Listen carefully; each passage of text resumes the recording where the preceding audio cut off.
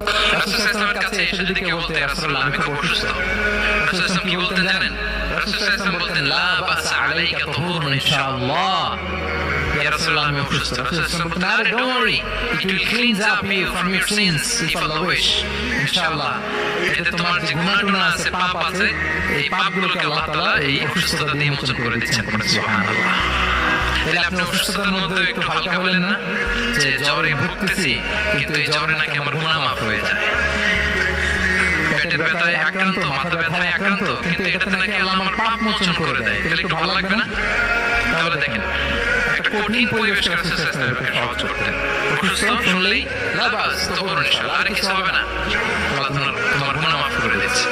অসুস্থ ব্যক্তি দেখলে মাথায় হাত দিয়ে দোয়া করতেন, আল্লাহুম্মা রাব্বান নাস আযহিবিল বাস ইশফি আনতা শাফি লা শিফা ইল্লা শিফাউক শিফাআন লা ইগাদিরু সাকামা। উজ্জীবিত হয়ে যেত অসুস্থ ব্যক্তি।